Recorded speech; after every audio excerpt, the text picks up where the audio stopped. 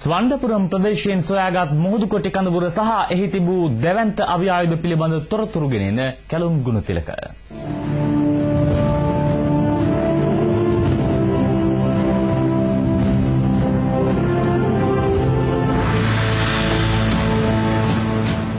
ස්වන්දිරපුරම් ගණකැලෑව මැදයේ මෙම මුහුදු කොටි කඳවුර පවත්වාගෙන ගොස් තිබුණේ.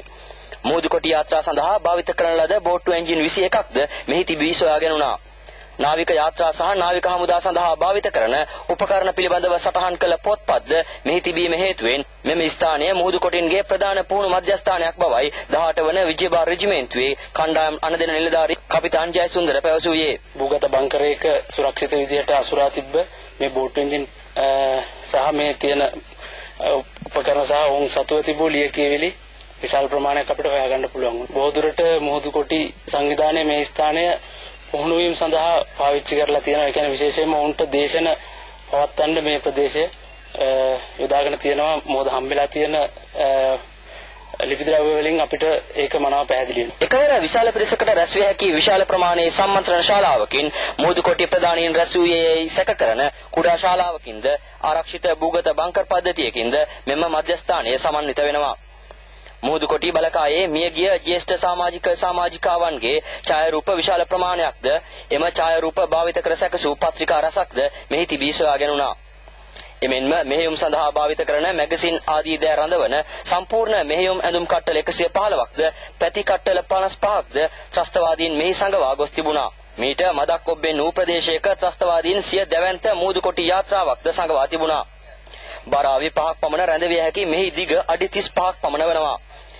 57 වන සේනාංකාධිපති මේජර් ජෙනරාල් ජගත් ඩයස්ගේ නායකත්වයෙන් 572 වන බල සේනාංකාධිපති කර්නල් සෙනරත් බණ්ඩාරගේ මෙහෙයවීමෙනුයි මෙම ප්‍රදේශයේ සෝදිසි මෙහෙයුම් සිදු කෙරුණේ. ඒ 18 වන විජයබාර් රෙජිමෙන්තුවේ අනදෙන නිලධාරී මේජර් ලක්සිරි පෙරේරාගේ අධීක්ෂණයේ යටතේයි. තමන්ට යලිත් අවස්ථාවක් උදා වුවහොත් ම්ලේච්ඡ ත්‍රස්තවාදයේ නැවත වැපිරීමේ අදහසින් මුහුදු කොටි මෙම භාණ්ඩ සංගවා පලා යන්නට ඇති. මේ ආකාරයෙන් මුහුදු කොටි ත්‍රස්තවාදීන් ඔවුන් සතු සියලු දෑ වළදමා පලා යාමෙන් පැහැදිලිවන්නේ මුහුදු කොටි ශක්තියද දිනෙන් දින වියකී යන බවයි. මේ අතර 9 වන ශ්‍රී ලංකා සන්නද්ධ බලකායේ අනදෙන නිලධාරී පී.ආර්. පතිරවිතාන සහ 10 වන සංඥා බලකායේ දෙවන අනදෙන නිලධාරී මේජර් වරුණ ප්‍රනාන්දු යන අයගේ අධීක්ෂණය යටතේ සිදු කළ සෝදිසි මෙහෙයුම් වලදී ත්‍රස්තවාදීන් වළදමා තිබූ තවත් අවියාවද රසක් සොයා ගැනීමට රණවිරුවන්ට හැකි වුණා.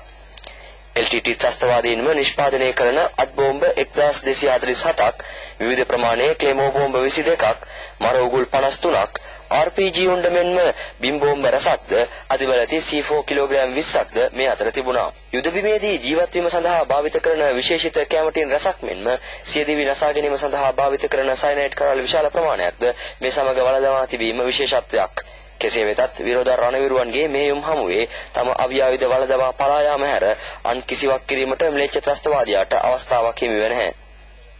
ත්‍රස්තවාදීන් මේ ආකාරයෙන් තම අවියායුධ සංගවා තබා යාමෙන් පැහැදිලි වන්නේ ඔවුන්ට යලි යම් දිනක අවස්ථාවක් උදා වෙතයි අසාර්ථක සිහින දැක ඇති බවයි. සුරංජිත් දේශප්‍රිය ජී.ජී. ගුණසේන සමග මම කැලුම් ගුණතිලක සුහන්දිරම්පුරම් සිට